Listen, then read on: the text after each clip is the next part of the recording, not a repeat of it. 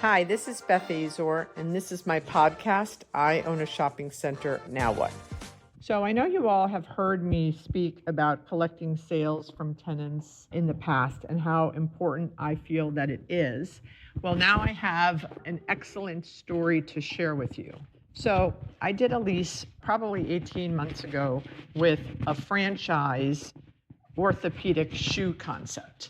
And when I met the prospect, I asked her when she lived out in the Northeast. And I said, when will you be moving down? And I could have sworn that she told me she was in the process of looking for homes in the area. Fast forward, she has never moved down. And had I known that, I wouldn't have signed the lease with her. It's a franchise situation where you are an investor. So the franchise finds investors, but the franchisor operates the business, with management agreements and such. So they hire people and they manage people, and the investor is up in the Northeast and not really involved except for supposed to getting a check. I didn't know this. I would have never approved that because it's like 20 years ago, Wayne Huizenga, who started Blockbuster and owned the Miami Dolphins, his son came in and wanted to open a yogurt franchise. And I said to this wealthy kid, oh, and you're going to be in the store running the yogurt franchise? And he said, no, I'm going to hire some 16-year-olds. I go, yeah, and that's exactly why I'm not going to sign a lease with you. Other people signed leases with him, and he was out of business in less than a year. So back to this story, that's why I would not have signed a lease with this woman. If she's going to be an absentee owner investor, I'm not interested in that. But again, I didn't dig deep enough. And when I said, when are you moving down? She never, full transparency, said, that's not how this works. So I'm completely in the dark, completely screwed up on the build out. They took the space as is, and they hired an out-of-town architect. It was a cluster from the beginning, but they finally got open probably in about 7 or 8 months. They started paying rent. I think the deal was 6 months or earlier, so I think they paid 2 months of rent without being open. So we start getting sales, and the first month, I didn't really pay attention. I think they opened midway through the month. And then I don't think I paid attention until I looked at it maybe the third or the fourth month. And when I got the sales, their sales for the month was $5,000. Now their rent alone was like $6,000. So I remember calling Josie saying, oh my God, I just looked at so-and-so's sales. They're only $5,000. They're going to close. So I immediately text the tenant, the woman that I thought was moving down and operated in the store. And I said, I just saw your sales. Oh my gosh, are you closing? And she texted me right back and she said, I can't believe you just reached out. I was going to reach out to you. And I said, can we get on the phone and talk? So we get on the phone and talk. And she says, yes, I've been watching the sales and, I don't know. And it dawns on me that she's still up in the Northeast. And that's when she said, no, I never had any intention of moving down. And, the franchisor is running the store. And I'm like, oh my gosh. So she says, do you have any ideas for me? And I had plenty of ideas. The most important, there was 2 things that I pointed out to her. The person in the store, you never see them. You walk by the store, it's an orthopedic shoe store, and it looks empty. They have great merchandise, but there's no one ever in the store. The guy that's the clerk is always in the stock room in the back, probably watching YouTube. So I said, it doesn't look inviting. And your customer is more of an older demographic, and they're not going to walk into an empty store. That's going to cause them fear.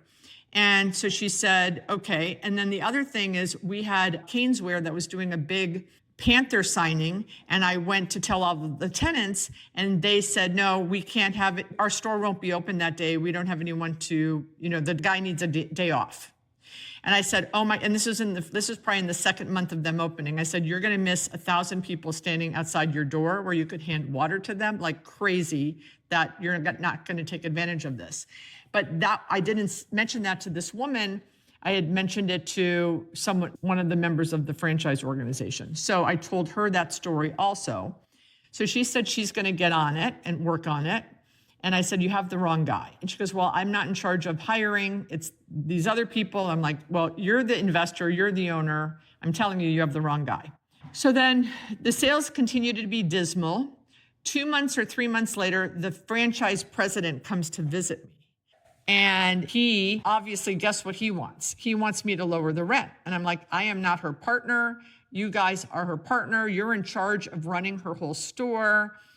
You've got a lot of problems. I had since then been like being an eagle eye. And one day I drove by and there's a guy standing outside their door at 10 o'clock. And the door says they're going to open at 10 and it's 10:15 and there's no one there. And I text her and she goes, we open at 11. I go, well, the door says 10 and you have a customer standing outside. So they changed the hours and they changed the door signs. So I'm like, you guys are ridiculous. You need more sales, so let's shorten our hours. And then 2 weeks later, at 11:15, I drive by and the door is locked. And there's another person standing outside. This time I took a picture of that person and timestamped it. I said, so now the guy's not there at 11:15. So lo and behold, fast forward, 2 months ago, they got a new person, a young woman. Her name is Leslie, and she immediately reaches out to me, like her third day on the job, wanted all of my input on how the store could be better. And guess what? Their sales this month, $30,000. Absolutely the person in the store. You can always see her, that she props the door open. She immediately put a table outside in the front of the store with bottles of water and like examples of merchandise, like shoes. And she's perky and she talks to people and she's met all of the other tenants and given them coupons. We had Canesware the Panthers won the Stanley Cup again, so they had another bunch of signings. She stayed open. She handed out bottles of water to people standing in line. And lo and behold, the result is the proof's in the pudding. $30,000 will be this month's sales.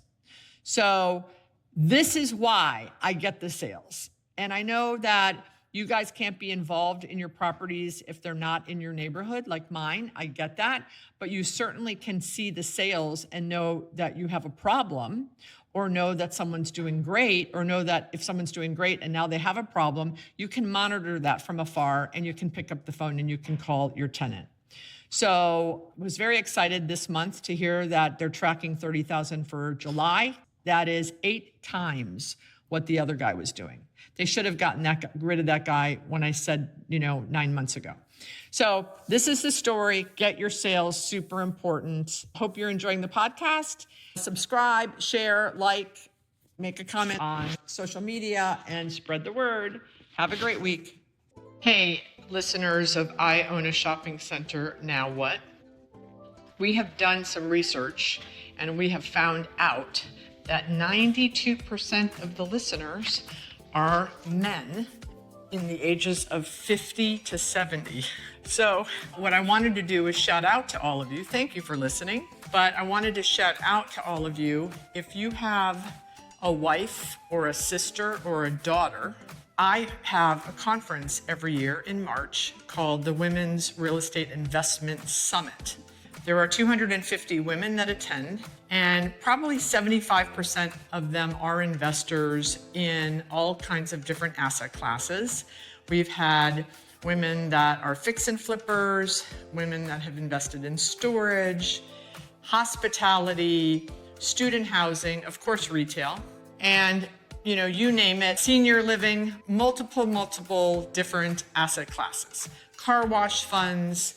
And the women in the room, what I do is I interview women that are investors, and then those women go into breakout rooms and do like a deep dive on how they underwrite their deals, multifamily, etc. And a lot of the women in the room have started investing with each other, which is great, which is helping my goal and mission of getting more women to invest in commercial real estate. But if you have a wife, a daughter, a sister, a mother, that maybe you want them to learn a little bit more about the industry, or maybe they're running your properties with you, have them come. It's March 4th through the 6th. We opened registration last week. We've already sold over 50% of the tickets. I highly predict that we will be sold out by year end. Maybe this would be a great holiday present for the woman in your life. So think about it. You can find out all of the information on bethazor.com. Just scroll down to the summit and you can read all about it there. It is life-changing for the women who attend. At least that's what all the testimonials tell me. And this will be our 6th year. So we've really honed it in and figured it out. So would love to see the ladies in your lives come and meet me and talk about real estate investing. Ciao.